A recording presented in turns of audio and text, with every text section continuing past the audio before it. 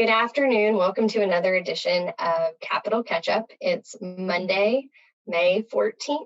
And last week at the Capitol was very slow. A few bills passed, most noticeably House Bill 1775.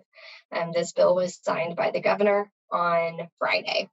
We do know the next step for this bill is that the State Department of Ed was tasked with creating the rules to accompany this law. And so all rules have to go through a public comment period. So I know many of our educators had strong opinions on this bill. And so that will be the opportunity to weigh in on what that language looks like and that rule looks like in a real setting. So there were a few conference committees that were formed last week. And while we talked about last week, JCAB bills have been filed. JCAB, the Joint Committee on Appropriations and Budgets, has still not met. So yeah, all in all, it was a pretty slow week. There are 19 days, including weekends, until Sine Die. Sorry for mispronouncing it last week. And May 28th is the constitutional day to adjourn. So this week, we see it starting out pretty slow again. Today, the House has one House Joint Resolution and the Senate has nothing on their agenda as of right now. What we did hear last week and what concerns us even more moving forward is that equal opportunity scholarship is being talked about again.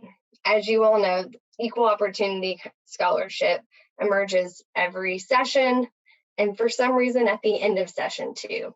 What equal opportunity scholarship does is allow individuals to donate to a private school scholarship fund.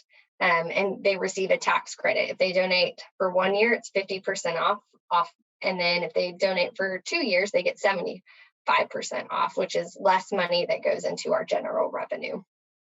Then individuals can apply for this tax credit voucher, and families that make under $147,000, a family of four, can qualify for that amount to be used at a private school.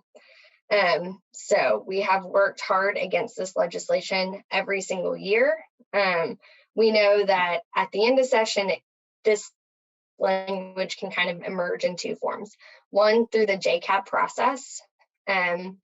So what we will be watching for is JCAB does have an agenda, so we will just have to keep watching that agenda to make sure that none of the bills have that equal opportunity scholarship voucher in them. The other way it can emerge is kind of being placed into a bill that's in conference committee.